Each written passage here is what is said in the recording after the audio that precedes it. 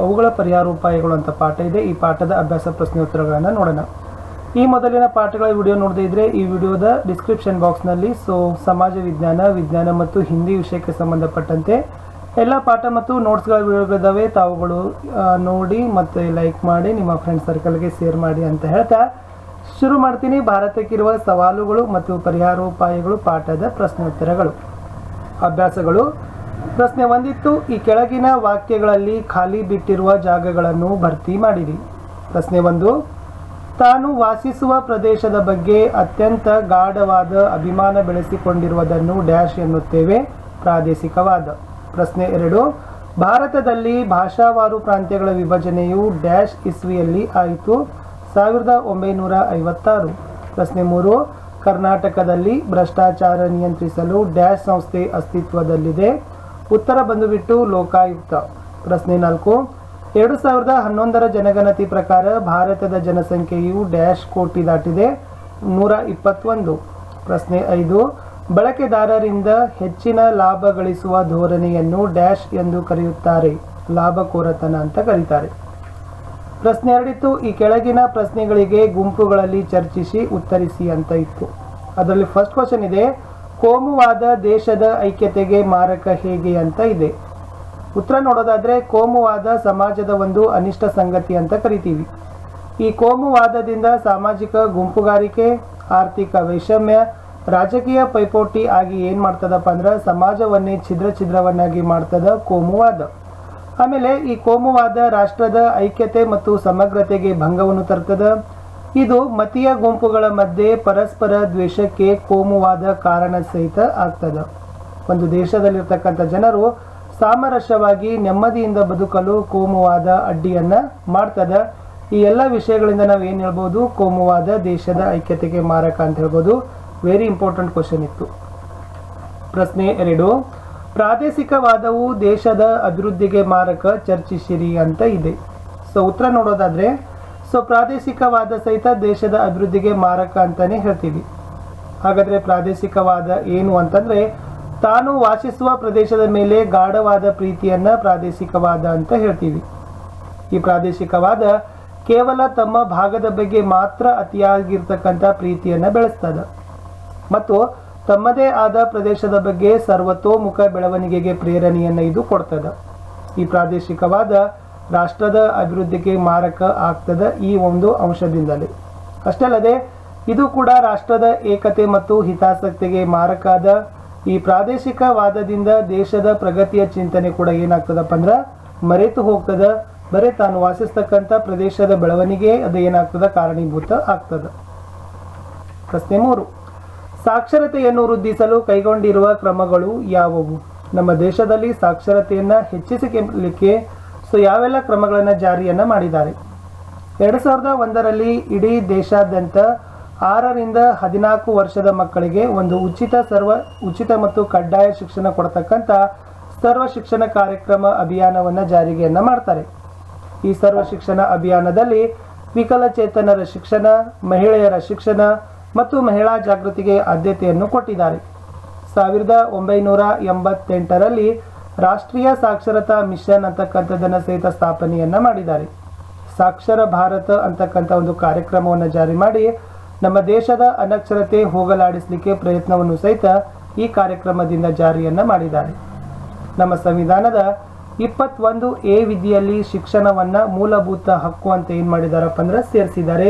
ಇವೆಲ್ಲ ಏನಪ್ಪ ಅಂತಂದ್ರೆ ಸಾಕ್ಷರತೆಯನ್ನ ಹೆಚ್ಚಿಸಲಿಕ್ಕೆ ಕೈಗೊಂಡಿರ್ತಕ್ಕಂಥ ಕ್ರಮಗಳು.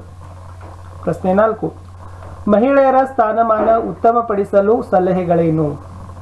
ಮೊದಲೇದು ಹೇಳ್ಬೋದಂತಂದ್ರೆ ಇಂದಿನ ಪುರುಷ ಸಮಾಜದಲ್ಲಿ ಮಹಿಳೆಯರಿಗೆ ಕೂಡ ಸಮಾನವಾಗಿರ್ತಕ್ಕಂಥ ಸ್ಥಾನಮಾನವನ್ನು ನಾವುಗಳು ಕಲ್ಪಿಸಿ ಕೊಟ್ರೆ ಅವರ ಸ್ಥಾನಮಾನ ಉತ್ತಮ ಆಗ್ತದೆ. ಮಹಿಳೆಯರ ಪರಿಪೂರ್ಣವಾದ ವಿದ್ಯಾಭ್ಯಾಸಕ್ಕೆ ಸೌಲಭ್ಯವನ್ನು ಒದಗಿಸಿಕೊಡಬೇಕು. ಮಹಿಳೆಯರ ಮತ್ತು ಮಕ್ಕಳ ಅಭಿವೃದ್ಧಿ ಕಾರ್ಯಕ್ರಮಗಳನ್ನು ಸರಿಯಾಗಿ ಅನುಷ್ಠಾನಕ್ಕೆ ತರ್ತಕ್ಕಂಥ ಕೆಲಸ ಸಹಿತ ಆಗಬೇಕು. ಮುಖ್ಯವಾಗಿ ವರದಕ್ಷಿಣೆ, ಬಾಲ್ಯ ವಿವಾಹ ತಡೆಯಲಿಕ್ಕೆ ಕಾನೂನು ಕ್ರಮಗಳನ್ನು ಮತ್ತಷ್ಟು ಅದನ್ನು ಬಿಗಿ ಅಥವಾ ಕಠಿಣ ಕ್ರಮವನ್ನು ಜರುಗಿಸಬೇಕು. ಮಹಿಳೆಯರು ಸ್ವಯಂ ಉದ್ಯೋಗಕ್ಕಾಗಿ ನೆರವು ನೀಡ್ತಕ್ಕಂಥ ಕಾರ್ಯಕ್ರಮವನ್ನು ಜಾರಿ ಮಾಡಬೇಕು. ಅಷ್ಟೇ ಅಲ್ಲದೆ ಪುರುಷರಿಗೆ ಎಷ್ಟು ಮೀಸಲಾತಿ ಇದೆ ಅಷ್ಟೇ ಒಂದು ಸಮಾನ ಮಹಿಳಾ ಮೀಸಲಾತಿಯನ್ನು ಸಹಿತ ಮಹಿಳೆಯರಿಗೆ ಒದಗಿಸಿ ಕೊಟ್ಟಿದ್ದೇ ಆದರೆ ಸೊ ಮಹಿಳೆಯರ ಸ್ಥಾನಮಾನವನ್ನು ಸಹಿತ ನಾವೇನು ಮಾಡ್ಬೋದಪ್ಪ ಅಂತಂದರೆ ಉತ್ತಮವನ್ನು ಪಡಿಸಬಹುದು. ಪ್ರಶ್ನೆ 5. ದೇಶದ ಜನಸಂಖ್ಯೆಯನ್ನ ಮಾನವ ಸಂಪನ್ಮೂಲ ಎಂದು ಪರಿಗಣಿಸಬಹುದಾಗಿದೆ, ಇದನ್ನ ವಿವರಿಸಿ ಅಂತ ಕೇಳಿದ್ದಾರೆ. ಒಂದು ದೇಶ ಪ್ರಗತಿಯನ್ನ ಹೊಂದಬೇಕಾದ್ರೆ ಅಲ್ಲಿ ಮಾನವ ಸಂಪನ್ಮೂಲ ಅವಶ್ಯಕವಾಗಿ ಬೇಕು. ರಾಷ್ಟ್ರ ಮಟ್ಟದ ಯೋಜನೆಗಳಾಗಿರ್ಬೋದು, ಪ್ರಕೃತಿ ಸಂಪತ್ತಾಗಿರ್ಬೋದು ಮತ್ತು ಮಾನವ ಸಂಪನ್ಮೂಲ ಸರಿಯಾದ ರೀತಿಯಲ್ಲಿ ಉಪಯೋಗಿಸಲಿಕ್ಕೆ ಕೂಡ ದೇಶದ ಜನಸಂಖ್ಯೆ ಬೇಕು. ಅಕ್ಷರ ಪ್ರಸರಣ, ತಾಂತ್ರಿಕ ಶಿಕ್ಷಣ, ಕೃಷಿ ಅಭಿವೃದ್ಧಿ, ಕೈಗಾರಿಕಾ ಪ್ರಗತಿ, ರಫ್ತು ಹೆಚ್ಚಳ ಆಗಬೇಕಾದ್ರೆ ಆ ದೇಶದಲ್ಲಿರ್ತಕ್ಕಂಥ ಜನಸಂಖ್ಯೆ ಮುಖ್ಯವಾಗಿ ಕಾರಣ ಆಗ್ತದ. ಒಂದು ದೇಶ ಯಾವಾಗ ಬೆಳೀತದಂದ್ರೆ ಆ ದೇಶದ ಜನರು ಆಯಾ ಕಾರ್ಯಕ್ರಮಗಳಲ್ಲಿ ಹೆಚ್ಚೆಚ್ಚು ಪಾಲ್ಗೊಳ್ಳುವಿಕೆ ಪಾರ್ಟಿಸಿಪೇಷನ್ ಅನ್ನು ಮಾಡೋದ್ರಿಂದ ದೇಶ ಉದ್ಧಾರ ಆಗ್ತದ, ಪ್ರಗತಿ ಆಗ್ತದ. ಒಂದು ದೇಶದ ಉತ್ತಮ ಪೂರಕ ಆಸ್ತಿಯಾಗಿ ನಾವು ಪರಿವರ್ತಿಸಲೇಬೇಕಾದ್ರೆ ಆ ಜನಸಂಖ್ಯೆ ಸಹಿತ ಬೇಕೇ ಬೇಕು. ಆ ಜನಸಂಖ್ಯೆನೇ ಆ ದೇಶದ ಆಸ್ತಿ ಅಂತ ಹೇಳ್ಬೋದು. ಪ್ರಶ್ನೆ 6.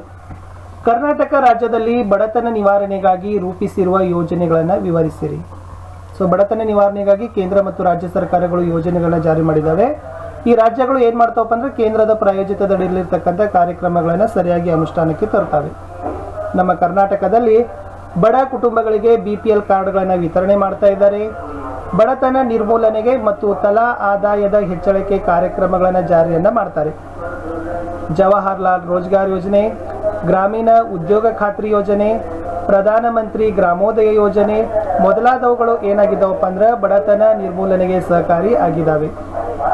ಈ ಬಡತನ ಮಟ್ಟವನ್ನ ಕಡಿಮೆ ಮಾಡಲಿಕ್ಕೆ ಸಹಿತ ಕಾರ್ಯಕ್ರಮಗಳನ್ನು ಏನು ಮಾಡಿದ್ದಾರೆ ನಮ್ಮ ಸರ್ಕಾರದವರು, ಕರ್ನಾಟಕದವರು ಜಾರಿಯನ್ನ ಮಾಡಿದ್ದಾರೆ.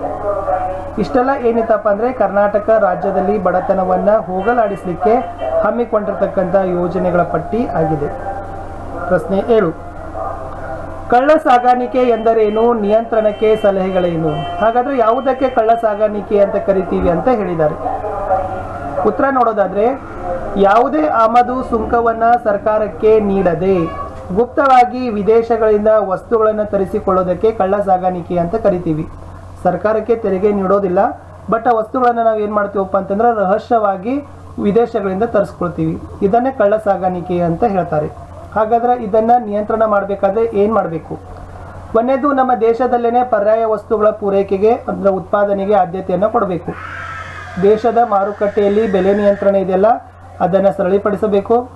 ಸುಯೋಗ್ಯ ಆಮದು ರಫ್ತು ಧೋರಣೆಯನ್ನು ಅಳವಡಿಸಬೇಕು. ಸುಯೋಗ್ಯ ಅಂದ್ರೆ ಆಮದು ಎಷ್ಟಿದೆಯಲ್ಲ ರಫ್ತನ ಸಹಿತ ಅಷ್ಟೇ ನಾವೇನು ಮಾಡಬೇಕು, ಸಮ ಪ್ರಮಾಣದಲ್ಲಿ ಮಾಡ್ತಕ್ಕಂಥ ಕೆಲಸ ಆಗಬೇಕು. ಕಟ್ಟುನಿಟ್ಟಿನ ಕರಾವಳಿ ಗಸ್ತು ಪಡೆ ಕಾರ್ಯಾಚರಣೆಯನ್ನು ಬಿಗಿ ಮಾಡಬೇಕು. ಆರ್ಥಿಕ ಅಪರಾಧಕ್ಕೆ ಕಠಿಣ ಶಿಕ್ಷೆ ಕೊಡಬೇಕು. ಆಂತರಿಕ ರಾಜ್ಯಗಳ ಪರಸ್ಪರ ವ್ಯಾಪಾರಕ್ಕೆ ಒಪ್ಪಂದಗಳನ್ನು ಏನು ಮಾಡಬೇಕಪ್ಪ ಅಂದರೆ ಆಯೋಜನೆಯನ್ನು ಮಾಡೋದ್ರಿಂದ ನಾವು ಕಳ್ಳ ಸಾಗಾಣಿಕೆಯನ್ನು ತಡೆಗಟ್ಟಬಹುದು. ಪ್ರಶ್ನೆ 8 ಹಾಗೂ ಕಡೆಯ ಪ್ರಶ್ನೆ ಇತ್ತು. ಲಾಭ ಕಡುವು ಬಡತನದಿಂದ ಉತ್ಪಾದಕ ಮತ್ತು ಗ್ರಾಹಕನಿಗೆ ನಷ್ಟವಾಗ್ತದ, ಈ ಹೇಳಿಕೆಯನ್ನು ಹೇಗೆ ಸಮರ್ಥಿಸಿ ಅಂತ ಕೇಳಿದ್ದಾರೆ. ಸೊ ಕಡೆ ಪ್ರಶ್ನೆ ಹೋಗೋಕ್ಕಿಂತ ಮುಂಚೆ ವಿಡಿಯೋವನ್ನು ಲೈಕ್ ಮಾಡಿ, ಹೊಸಬರಾಗಿದ್ದರೆ ಶೇರ್ ಮಾಡಿ ಹಾಗೂ ಸಬ್ಸ್ಕ್ರೈಬ್ ಮಾಡಿ ಅಂತ ಹೇಳ್ತಾ ಇದರ ಉತ್ತರ ನೋಡೋಣ.